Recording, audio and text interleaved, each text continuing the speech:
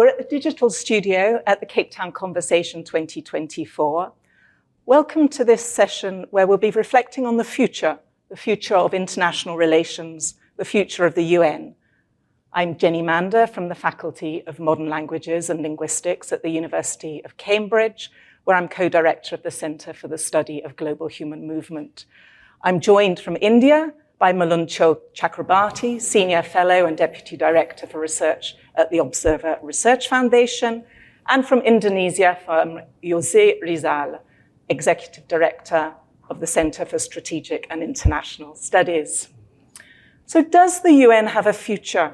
It was set up nearly 80 years ago with the intended purpose of maintaining international peace and security. But today, the UN, the largest of international organizations, appears impotent to respond meaningfully to war in our own times, whether in Ukraine, Sudan, or Gaza. And as regards the more fundamental wars facing global humanity, hunger and poverty, environmental destruction, and an emerging global challenge, the need to use digital technologies and artificial intelligence for the general public good, we are in the final countdown. The final countdown to meet the 2030 UN SDG agenda and the Paris Agreement to limit global temperature rise. And we also are running out of time to work out collectively how to share digital space and regulate AI. It was against this background that world leaders were convened 2 months ago to attend the Summit of the Future and negotiate a new pact for the future that includes a global digital compact and a declaration on future generations.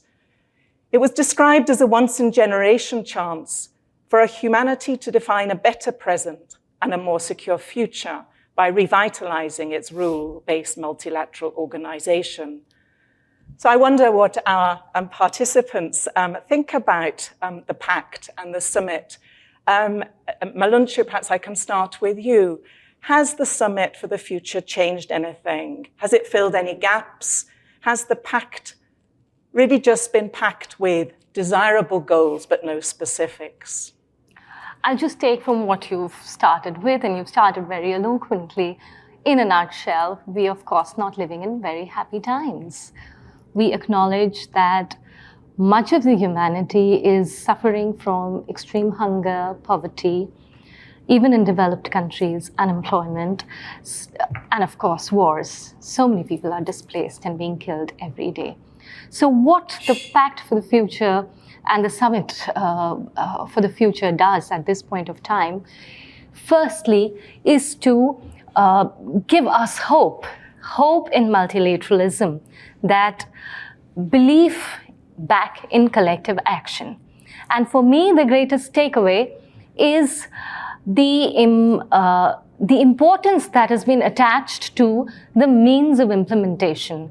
The real talk about getting the finance for SDGs, the talk about getting finance for climate change. So it's not only important to talk about what we need, but also where we are going to get the resources and put an actual commitment to really making it possible by getting the resources to deliver on the SDGs, because we know we are faltering. We know we have regressed on SDGs. We know only 17% of the SDGs have been achieved. So for me, the greatest takeaway is that the world can still, in these dark times, agree that we need to work together and we need to get the resources to go ahead. Thank you. Josef, I might turn to you. Are you equally hopeful that the summit gives us some... Well, hopeful or not, but I think I agree with Malancha that this is an effort to bring back multilateralism from the current situation. So we know that for the last few decades, multilateralism has been set aside. And it has been ignored by many big and major powers. And this kind of multilateralism need to be bring back again, so that we can live in a more appropriate way, and also to especially to overcome the challenge, to respond to the challenges we have. We do have challenges from all over the world, globally, like climate change. We also still have conventional or traditional challenges such as poverty and as well as hunger, even hunger. We still have that kind of things, and this bring back us hope that the multilateral institutions can provide the way to respond as appropriately, and also this UN summit, I think, give also more chance for developing countries to speak up. And if we might focus on that and consider the ways in which some of the proposed reforms might give a better chance, perhaps through the augmentation of the Security Council, to give the voices of the Global South more amplification, but also the involvement of civil society and whether that will engage the man and woman in the street to get behind these agendas. I wonder if you might take on perhaps the Security Council. Yes, we know that the current Security Council that it comes from the past situations. 80 years ago, it was decided 80 years ago. Nowadays, we do have different kind of situations, and then the Security Council also need to be reforms, need to be more accommodative toward emerging powers at the moment. Not only the existing one, but also the current aspiration. It also need to be able to respond more appropriately to the current issues, such as for arms race with the artificial intelligence, with the use of artificial intelligence. Nobody mentions about it like 50 or 60 years ago. We have a different kind of situation, even in the during the war that we have so far in Middle East or in Ukraine. We always come up with the situations where the traditional wars never really take place, but actually the technological war becoming one importance. Unfortunately, we don't really have a concrete, actionable commitments in the summit, but hopefully it would also it would be proceed, and then ultimately we're going to have more concrete actions on the security issues as well. Thank you. Malancha, I wonder if you might say a little bit about the importance of engaging civil society and, above all, the emphasis on youth participation in the pact. Yeah, absolutely. You know, quite often we end up laying too much emphasis on the role of state. Of course, the state has the primary role, but there's a lot to learn from civil society organizations and the private sector, particularly civil society organizations which work at the grassroots level. Their development impact, their engagement with the community is much more. And we need to draw lessons from them and create space for greater engagement where they can contribute to the development discourse. And I'm very glad you spoke about youth, because for far too long we've had old people, which practically is old men, decide everything for everybody. But we tend to underestimate the intelligence and the capabilities of young people. And, you know, in our organization, we've even interacted with school students, 12, 13-year-olds, who are sometimes way more learned about sustainability, about climate change than the older generation. And they display remarkable sensitivity towards nature, towards each other, towards other cultures. So need more young people in political processes. We need more young people in development discourse, but we also need more young people in positions of power. We don't want to bring them as props in conferences where they just talk and they are just shown around, but we need them in positions of power where they can take the decisions which will affect them. Fabulous. Well, as one of those older people, I'm very glad that the pact emphasizes the need for intergenerational solidarity as well as space for the youth. But perhaps turning to an area where the youth do excel, the Global Digital Compact, very exciting annex that proposes a new roadmap for AI and also the need to share digital resources and to provide for online human rights. A very important area, I think, for engaging people across the globe in that project of solidarity. I mean, I wonder, Jose, if we might talk a little bit about what's at stake with the AI roadmap. Well, we used to see the technological progress, especially the digital technology, would bring us a lot of positive benefits, and it did. Actually, it brought us a lot of benefits. But on the other hand, we also have seen during the last a few years that this technology also bring us some negative consequences, some negative implications, including also the artificial intelligence. It can be used for manipulations. It can be used for the fraud and crime activities. And many other issues. So we need to reduce that kind of negative implications. And I believe the artificial governance have been one of the main issues, not only during the Summit of the Future, but also during the G20 Brazil conversation and discussions. They put it under also one of the priorities. And we need to come up with this AI governance immediately, because otherwise it would be it would grow uncontrollable. And we will have a lot of implication and consequences that might be jeopardizing our progress so far. Thank you. I mean, one of the opportunities, but also challenges of new technologies and AI is it's changing very much what it is to be human. And I wonder, Malancha, if we could return to the question of youth and the importance of education. The Pact for the Future talks about the need for digital skills. But I wonder if we might focus a little on just what else is important for training humans for the future. Absolutely. I think education is an area which gets very little talked about in global discussions.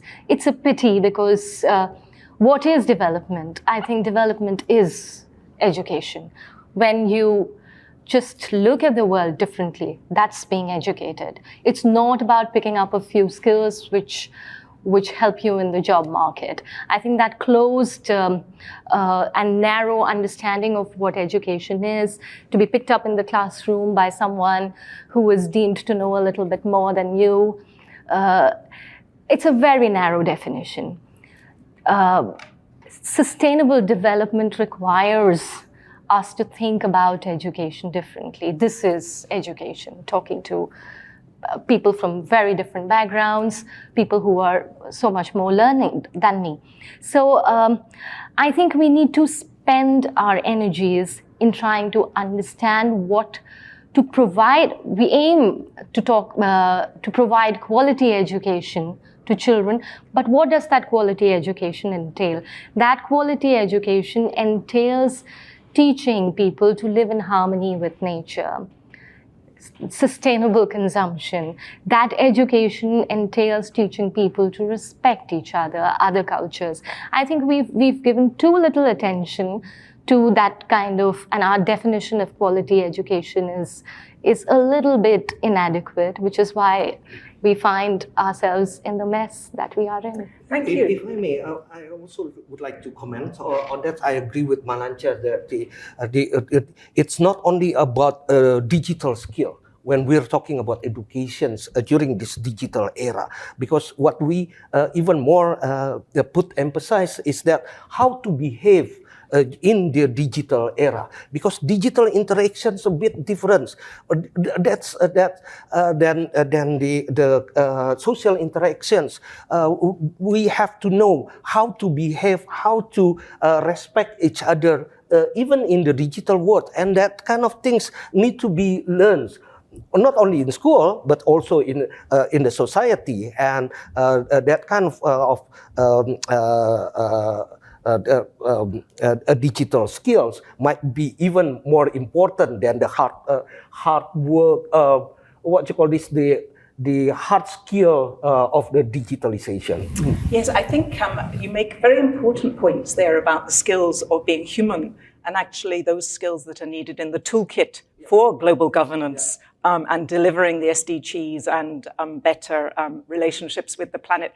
I note that Action 32 commits the global community to build on and complement indigenous, traditional and local knowledges. And so I think there's a real call there to provincialize the dominant notion of Western knowledge and its temporalities. But that perhaps brings us to this question of time. We're reflecting on the future and the Future Summit and thinking of how we move forwards. But psychologists have always emphasized that change requires a historical consciousness that's deeply rooted in time. And I wonder, as our final comments, whether we might reflect on the extent to which, yes, we don't need to necessarily focus on histories that continue to divide us, but how important is it to acknowledge historical injustice in order to move forwards in solidarity towards a better future? Malancha, perhaps you could take that question first. History defines us. You know, you can't be looking back all the time because we have to look ahead, but our past defines us. And particularly for certain communities, certain countries, certain people, historical injustice is not something which is a distant past. They continue to live. Their development deficit is a reason of the historical injustice and continued injustice. So our education also has to acknowledge that, because we focused so much on education. And some bit of acknowledgement of the past, learning from the past, most importantly, is very important for us to have a better future. So we don't end up repeating the same mistakes. And Jose, what are your thoughts on learning from the past so we don't simply repeat habitual gestures? Well, I agree with that, and then, but I think we also still need to welcome this pact, and this is a really good initiative. Although we don't want to end up only with the rhetoric, of course, we have to come up also with concrete proposals, and I think it's all our responsibility to push further this kind of initiative. Also, learning from the past. This kind of initiative need to be able to provide us to create a better understanding and also better world in the future. Fantastic. So I guess from that we have learnt that this is just the beginning of a new step. Countdown to the future, well, we're counting down to 2030, but we're counting down hopefully more like a rocket that takes flight into a new era. I think we've heard a lot at this conference, but also in this conversation, that humanity is at a critical juncture. Perhaps we're reaching a tipping point with regards to climate change, but also with regards to other planetary crises of the environment and also biodiversity. But also the impact of new technologies is bringing other threats that are profoundly changing our humanity at the microbial level. And also the pact is looking of how we actually don't make an arms race in outer space. So perhaps to conclude our comments, global multiculturalism is also at a crossroads. But I think from what I've heard from you two, it's not yet dead.